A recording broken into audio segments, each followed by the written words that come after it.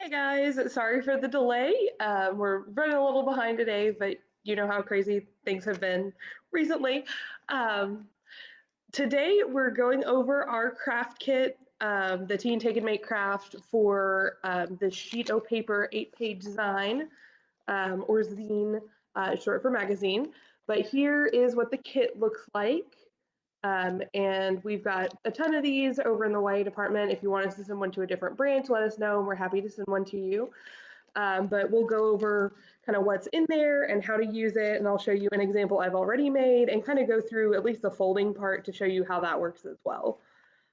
So the first thing you've got in your kit, there is a little slip that tells you what is in your kit.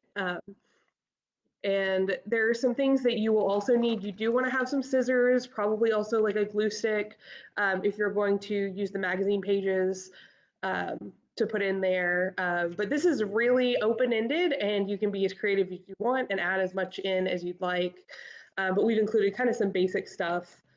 Then the next thing you'll see, you have a piece of paper that gives you all your folding instructions. So how, excuse me, how to fold that sheet of paper so that it turns into a little booklet like this guy. And this has a piece of yarn on it because I have it like tethered to the table where I have these displayed usually, but I swiped it to take with me. And then also in there, you might find a piece of paper with a code, and we'll talk about what that is a little bit later. That's something that's going to come up next month, really, but this month is almost over. You'll also have a few stickers. They're SpongeBob stickers because I had a bunch of them, and so that's what you've got there. If you want to put some SpongeBob stickers, or if you have your own stickers, you can add those in as well. And you also have a bunch of magazine pages for random magazines. You might want to use the words from them. You might want to use some of the pictures. You might just want to use, parts of them as a background. It is totally up to you how you want to do them, or you can use no magazine pages at all. But if you do want to use the magazine pages, we also have our free magazine table in Russellville at the front. So when you're coming in, you can look through there as well. Or also on our cart outside that we use for curbside pickup.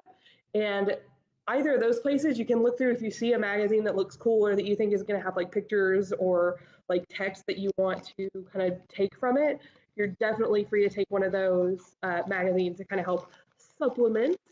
And then you'll also have a couple sheets of just plain white printer paper in there, and that's what is going to be the base of your Zine or Zine, however you want to say it. I am not here to judge. All right, so I'm going to put everything back in this kit so I don't get it lost and I can put it back out on the table. And first, I'll take one of these sheets of paper. Actually, no. First, I'm going to show you the one I already made. So here's one that I made a while back. I am not an outstanding artist or anything at all, but I like to doodle, so it's fun. And that's what matters, like have fun with it. So if you want to draw your words, this one I did is all just black pen. But if you want to, cut and paste, however you want to do it, it's totally okay, totally legit. So this one, sample sign, wow, it's easy to make. You open it up, here's my 2 pages. I've got a flower and a bog monster, ghost looking thing. Oh, and this one's got words, and that R got a little weird, but once again, it's okay. More doodles, and then the end, add your fish with a, I don't know if you can read that, but it says fin. Yes, it does. So going over how to fold this is probably the hardest part of it, is just like figuring out how it folds up. And that's what that big sheet of how to fold it is for. So the first thing you're going to want to do is take it and fold it this way, like long ways. When I was in elementary school, we called it hot dog style. So if that helps, you know which way to fold it. So you're folding the long edge to the long edge in half, and you want to crease it there. Now this is going to be a lot of folding and unfolding. So we fold and crease it, and then we're going to unfold that. And what we'll do next is we're taking the ends where we folded it, we've got this fold, and we're folding up these ends to meet kind of in the middle. I think, yes. See, even I have to double check, and I've already done one of these. You're going to fold those up to meet in the middle. You want to try to square it up as much as you can so that it'll lay flat and just kind of work out a little better. because this is one of those things that if the folds are off, it gets a little bit wonky, but that's okay. It gives it character. Okay, so now we have it folded both those sides in, and it looks like this. So this would be, the full sheet, and now it's folded that way. And what we'll do now is we're going to take that and fold it one more time so that it's a long kind of strip with this crease where we folded it before, still in the middle. Try to keep it at least somewhat precise.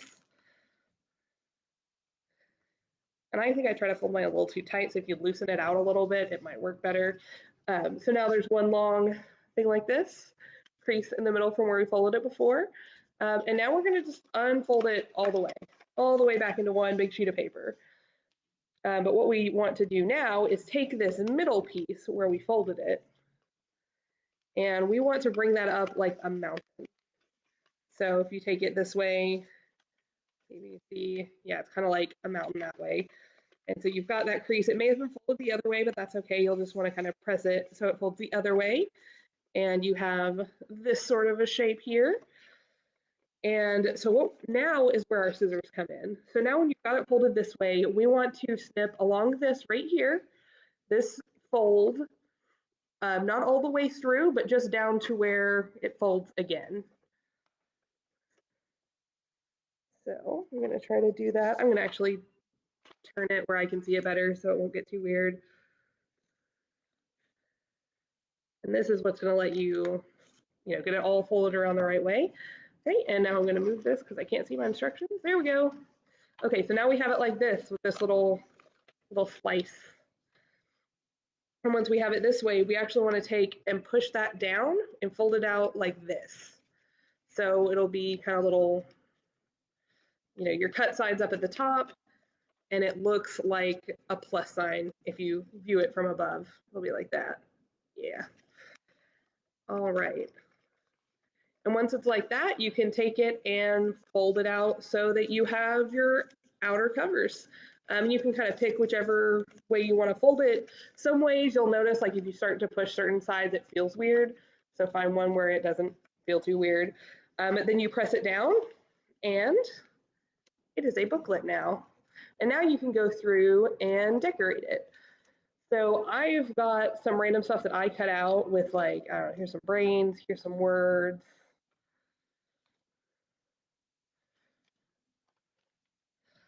So I'm afraid of birds. So fun fact about me, I'm afraid of birds.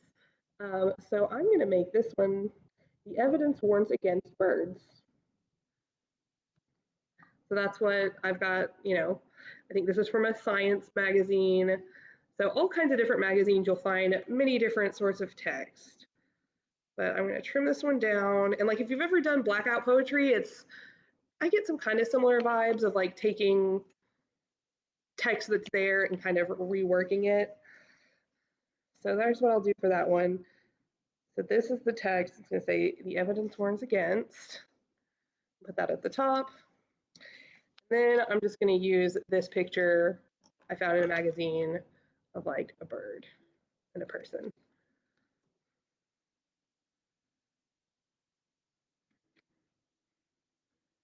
I'll trim it down to look a little neater. And you can be as loose or precise as you want to be with these. It's totally up to you. I will put some glue on the back of that. I want to make sure the corners and edges stick down.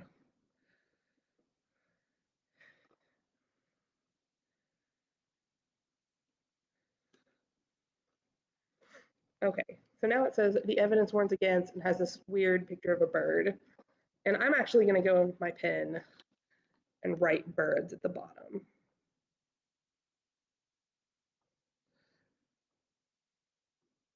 You can use, markers, glitter, sequins, whatever you want to use. Crayons, magazines, whatever, Sharpies, go for it. Okay, so now we have the evidence warns against birds.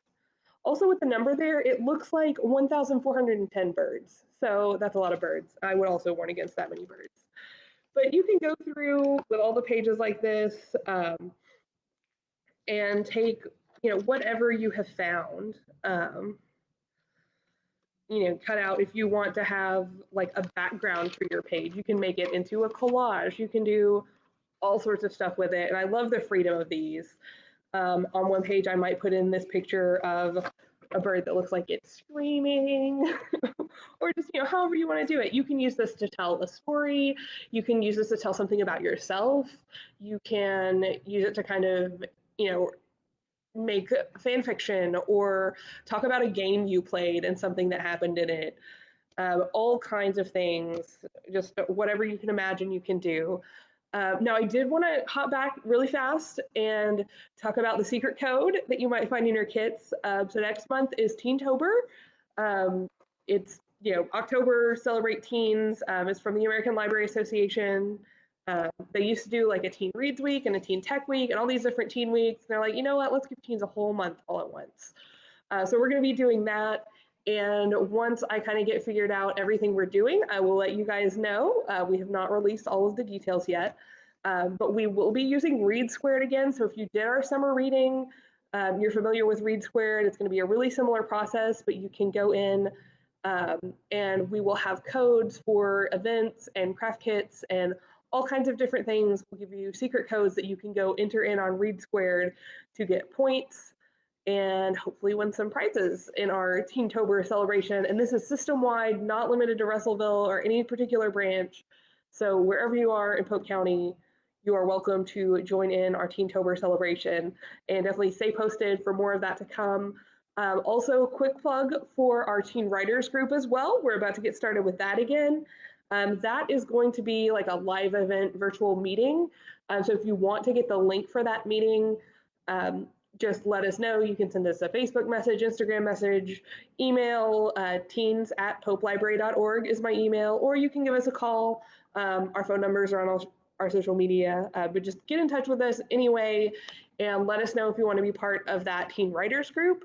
We do have a local author, Brady Nicole, who does write YA here in Arkansas, and she's going to be joining in with us and helping out with that Teen Writers group, and she's super awesome and really encouraging and is happy to like help you if you want help with your writing or just want to talk to other people that write or talk to people who have books published. Go for it. But yeah, let us know if you want to be part of that.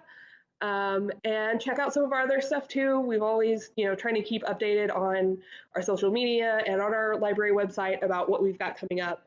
But thank you guys for tuning in. I hope you have a great day and share your finished zines so I can see what you guys make. Are you afraid of birds? Let me know. They terrify me, mostly geese. All right, guys. See you next time. Have a great day.